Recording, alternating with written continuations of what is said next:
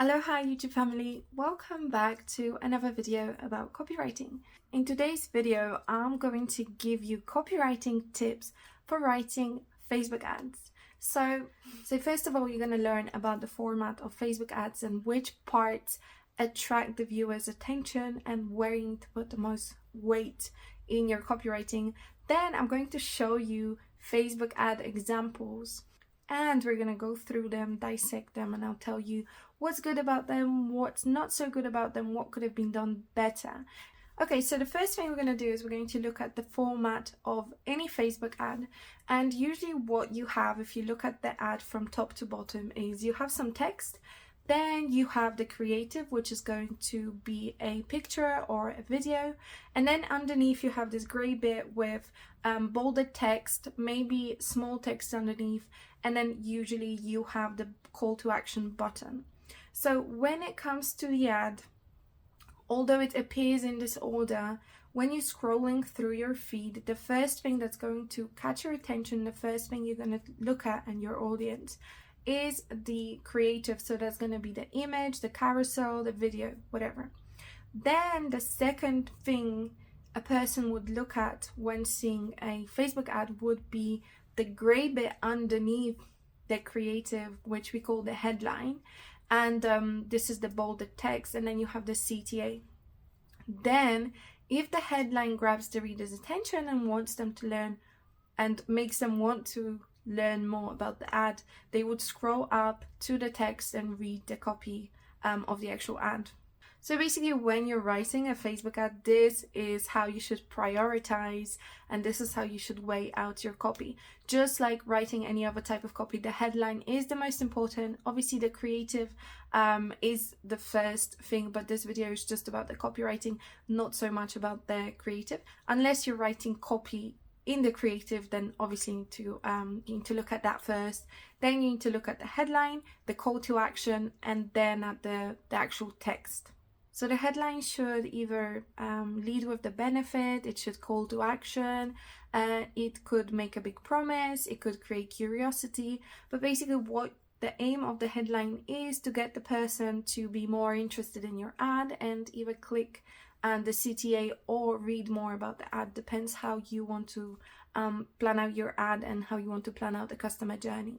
So what we're going to do now is we will look at different examples of Facebook ads and we will focus on the headlines for now, and we'll get to analyze them and see what they did good, what they didn't do so good, and what kind of techniques and copywriting methods they used in the headline. So hopefully by looking at other people's work, you'll get a good idea of how headlines are formed for Facebook ads. Okay, so based on the headline of this first ad and the creative, we can deduct a few things. The first thing we can deduct is that obviously this ad is aimed at people who want to become influencers.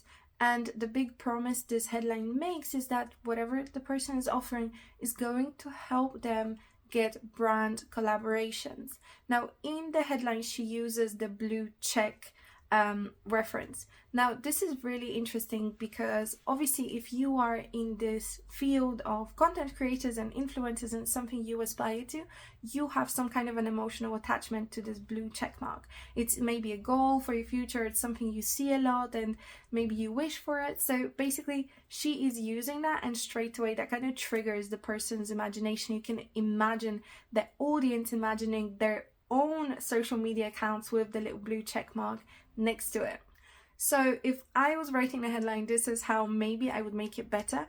But bear in mind that there is actually no perfect formula for writing the most effective Facebook ads, because there are a lot of factors that influence how well the Facebook ad performs. So this is going to depend on the audience, on the product you're selling, and just the general vibe of your specific brand. So these are the things that I would maybe try and test out. So I'm not saying that these would make it better, but could be good options to test out. You want to test as many things as possible to actually get to see what would work, because sometimes you can use all the right techniques and all the right words and make it really fancy and beautiful, but in the end something simpler might work for your audience. So it's all about testing and finding out. But anyway, For this headline, what she could have done is she could have included numbers. Numbers are really popular and they do trigger something in us that makes us pay attention more. So she could say something like, 4 steps to landing brand collaborations, or 10 days to your first brand collaboration, whatever. If she put a number in it, it would have given her ad this more precise and technical aspect of it, and it would have grabbed attention more. Another thing she could have done is she could have added an adjective like effortlessly, automatically, easily, something like that, that would imply that this method, whatever she is offering, doesn't require a lot of effort, skill, or whatever else. These are very powerful adjectives, and are always worth adding into your ads because they also act on the imagination, especially if they are used before the verb. So for example, you could say something like, easily get your first brand collaboration in the next 10 days. Okay, so the second ad is by Samcart, and they're using numbers both in the creative and in the headline. So they're just saying one simple thing in the creative, which would make you think, okay, if it's just one, am I doing it? What is it? I want to know. And it implies that it's going to be quick to learn, and it's just one thing at the end of the day. Then in the headline, they use 47%. So when you use very specific numbers, like as opposed to saying 40 or 50%, you say 47%, or instead of saying $40, you say $49.25. This implies some kind of precision, and that calculation went into this. And now also they lead with a verb which says lower refunds. So the verb lower implies that that's what you're going to do basically, and that you're going to have lower refund requests. And then also they add curiosity to this headline because they say you're going to lower your refunds by 47% with email confirmations. So email confirmations, I mean, that could mean a lot of things, and the person would probably question, like, am I already doing this? What do they mean? Is it what I think it means? So they would be more likely to scroll up and read it. Now, both of these ads use the Learn More button on Facebook, and that's the best one to use, the best CTA to use, because it doesn't imply any commitment. It just says Learn More, so you know that you're going to click it, and it's not that something's going to be taken out of your bank account, you're going to sign up for something or whatever. It just says, oh, if I click this button, I'm going to get more information, which is something most people are open to doing. Okay, so the next ad, by the headline, we can say straight away that this ad is targeting coaches and course creators that have low ticket courses. So basically low ticket sales. So basically these are coaches and courses that cost probably a few $100s at the most. But at the same time, they're making a big promise to these people by promising them 50k months. So this would obviously attract this type of person, is very clear, and somebody else who doesn't fall into that category or doesn't think 50k is possible for them or has already gone above 50k would just scroll past this ad. So this is a very laser focused ad.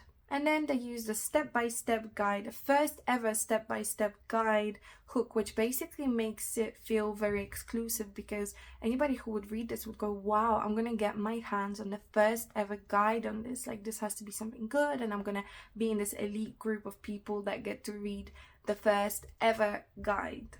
So in general, this ad is pretty good. It uses numbers, it makes a big promise, and it has an exclusivity hook. And the creative is very concise with what the headline says. You can see the 50k all over it, and then it's kind of busy, implying that they will receive a lot of stuff, I guess, with whatever they're selling or promoting. Okay, so the next ad, as you can see, it's very kind of sharp, concise, clear, straight to the point. It's just 2 sentences. There are numbers in it. And it has this very focused vibe, but this very kind of almost masculine, like, this is it, like 1 weekend, 321 sales. So basically what it's promising is a lot of money with little work, because how much work can you get done in 1 weekend realistically? But also implies that it happens fast, because 1 weekend, it's a short amount of time. So if you can get this many sales in just 1 weekend, it's basically a big promise.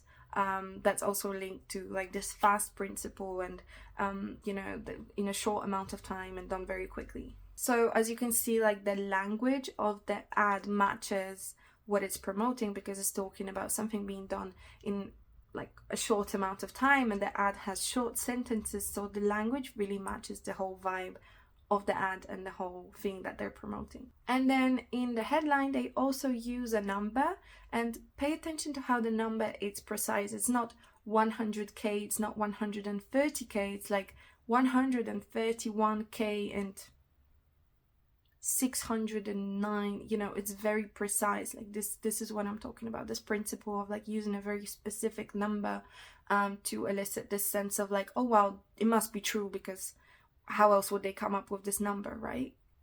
So before we move on into analyzing the actual ad copy, why don't you let me know right now in the comments below, which one of these headlines do you think is the best? Like, which one do you think is spot on? Let me know in the comments right now. It'll literally take you 2 seconds. Okay, now that you're ready, let's move on to... Okay, so as you can see, she uses the first 2 sentences to basically connect with her audience through their pain points, and she's making herself relatable, saying you know, that she understands what they're going through, which is trying to figure out how to grow their audience and basically become an influencer. She uses words like exhausting and saying that it's not the most obvious thing to do. So she's kind of validating their confusion, saying, you know, it's not that you're stupid, it's just not so obvious, and I know what it feels like, because I know what it feels like. I know it's exhausting to be doing trial and error and spending a lot of time trying to get from here to here. So when she was drafting their copy, when she was drafting this copy, she probably sat down and said, what are the pain points of my audience? And she said she probably concluded that they don't know how to grow their audience, and that they're tired and they're spending a lot of time trying to figure it out. So then she goes into her personal story, from which this one sentence basically tells us that she used to work in PR, that she quit that job and became a pro at being an influencer 5 years ago, and that it was a side hustle for her, and that it was a travel blog. So a few things happen in this sentence before someone clicks see more. The first thing that happens is that we obviously find out, okay, she's been doing this 5 years, so she must kind of know what she's doing. Then the phrase side hustle implies that she was actually making some money from it. So it's not that she was just doing it as a, you know, a passion or a hobby. It implies that she was doing it for business and she was already making money from it. The second thing we find out, okay, she's a travel blogger. So if you were the audience, and at this point, let's say you were a TikTok creator or a YouTube creator or an Instagram creator that wanted to become an influencer, at this point you could have clicked off, because you would have been like, well, as long as you were not in the travel niche as well, you could have clicked off. So if you were an aspiring blogger, you would have probably stayed. If you were an aspiring travel influencer, you could have stayed. But if you don't fit in either one of these categories, you might have left by this point and never clicked see more, and never actually bothered going through to her landing page. So let's click see more and see what happens. So then she tries to relate a little bit more with her audience through her story, saying that she was, you know, burnt out with her work. If you relate to her at this point, you will probably go to the next sentence. Basically, when you're writing your ad, every sentence is supposed to lead the reader to the next and to the next and to the next. If you fail to make a sentence valuable, they might just click off the ad. So then she like jumps from this to saying that she received the tickets from the Dominican Republic. Now, this could have inspired some people and made some people leave the ad. Why? Because in this sentence, she doesn't really explain how she got the ticket. It kind of almost appears like she got lucky and someone just sent her the tickets. So if it inspired somebody, they would have been like, wow, this is magic, I want this. But somebody else who, for instance, doesn't believe in their own luck could say, well, that would never happen to me, because she didn't imply that she has a system or a way. She didn't place herself as an authority. She just said, well, you know, they sent me this ticket, and we don't really know how or what she did before, and she doesn't give us any clues about that. Now, before we move on to the next part, and it's about to get better, don't worry, I have a question for you, and I want you to write the answer in the comments below. How much would you charge as a copywriter to write this ad for Christina? Let me know, how much do you think a copywriter would charge to write this ad, or how much you would charge? Okay, so then what happens is she jumps from the Dominican Republic tickets to back to the audience saying, so maybe you're dreaming of becoming a full-time content creator. Now this kind of feels disjointed, like we went from like the pain points to her story, and then we jump from the story back to the audience, but it almost feels like there's something missing here, like it's very disjointed and kind of clanky, that's the word. Yeah, it feels clanky, like it doesn't really flow. It seems to jump between points and almost like it's missing out some crucial information for the reader to actually get a good understanding of what she's trying to communicate in this ad. And the thing about human beings and our brains, the way we prefer to be communicated is in story format. So if something is not flowing and it doesn't seem to be following the same kind of idea and being concise like a story, we can get discouraged and just be like, I have no idea what's going on, I'm confused, I'm leaving. And a confused reader will never buy or go to the landing page or whatever, because you lose them. Then she goes on to talk about, the office setting. So she uses a very nice phrase about the fluorescent lights of an office. So anybody who is reading this ad and has worked in an office knows that dreadful lighting, not lightning, the dreadful lighting of an office that just feels really horrible and cold, and so this specific phrase is going to trigger a lot of people's imagination, and it's going to bring up feelings related to their job. So they could hate their job, and maybe they hate going to the office every morning, maybe they hate seeing those lights, or maybe they just feel disheartened, or maybe they have problems there, or maybe they love it but they want change. So whatever feelings they have about their job, these are going to come up when they read that very, very, very small phrase. And that's what you want to do throughout the ad. You want to connect with your audience on many different levels. So you could talk about smells, you could talk about things they see, you could talk about noises. So you want to trigger as much of their imagination, as many of their senses as possible, to get them really engaged in the story and in the ad. So then she introduces her class, which is in which she promises that basically the class is going to help them and help them grow their audience and change from whatever they're doing right now to being a full-time content creator. And then she sparks some curiosity by talking about the reality of the blue check mark. She says, you'll scream when you find out the secret, which is really cool. It's a good tactic to use when you're writing your copy, to get the audience basically motivated to want to find out more and be in the class. Maybe she is jumping a little bit far ahead, because when you think about a class, you might not know the date of it or whatever, and that could make you feel like, do I want to know it that much? I don't know when I'm going to find out about this blue check mark thing, and it might not make them like go to the next step. But if you made if you put the secret in the next step as opposed to the step after the next step, that could have an even more powerful impact. So she said, click learn more to find out the reality of the blue check mark, and then you talk about that and you link it to the class and stuff. But also this blue check mark, she puts it here because she wants to link it to the headline. Like she wants to link the copy to the headline. And then she calls these people to action and promises them that basically she will help them become influencers. Okay, so this is the end of the ad. And here is the thing, I want to just mention this because I think it's super important. Do you see how her headline doesn't actually relate to the copy of the body? Like if you read, like it does at the end, but you have to get to the end of the copy to understand what the headline is about. This shouldn't really be like that. What she should have done, like both of these things should match. So because the person reads the headline first, when they get to the copy, they shouldn't be confused and they shouldn't feel like they're reading a different ad almost. Because in her headline, she talks about, like, her headline is targeted towards anybody who wants to become an influencer. And then when you get to the copy, you actually realize that she would most appeal to people that want to be travel bloggers.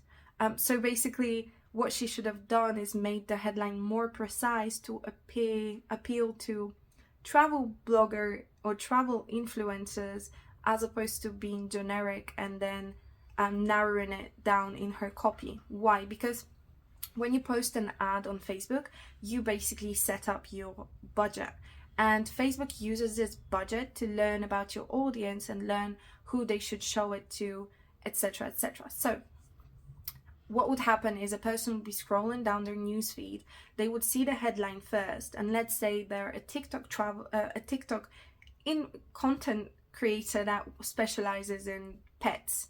Okay, so they would see the headline and they would think, oh, I think this ad is for me because I want to be an influencer in the pet niche. Then they would scroll up to the copy and they would read the first sentence of the copy and be like,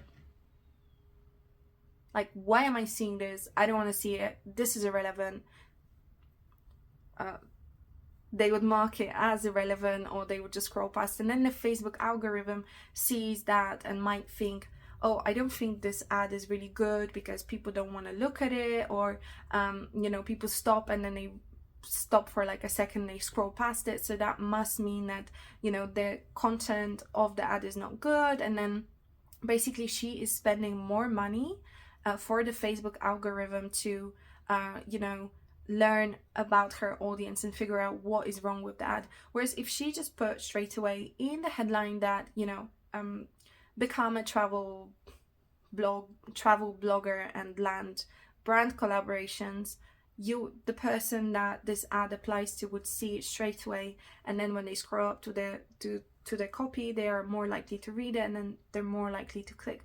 Whereas right now she has people who see the headline and they think the ad might be good for them, and then they get disappointed, and maybe they react with like angry emojis or whatever. I mean, people have all kinds of things. So that's the only thing. You want to make the headline and the ad copy and the creative concise, so it's more like laser targeted as opposed to confusing and making people feel like, oh, is this the same ad? Like, what am I reading? And it should really lead them through a nice process. Okay, so anyway, just to sum it up, the ad is pretty good, but I feel like she could have made it more concise, and she could have worked on her storyline to actually communicate the messages that she wants to get across to her audience better. But in general, it's not the worst ad I've ever seen. I think the creative is really nice and it has a nice vibe. She just needs to do some more editing and actually think about what she's trying to communicate to her audience. So I'm not going to review the rest of the ads in this video, but if you would like me to review the other ads and make videos about them, please let me know in the comments below and I will do that for you if you enjoyed this. Another thing I want to mention to you is check out my 5-day copywriting challenge in the description below, and obviously don't forget to like this video and subscribe to my channel if you enjoyed it, and I'll see you in the next one.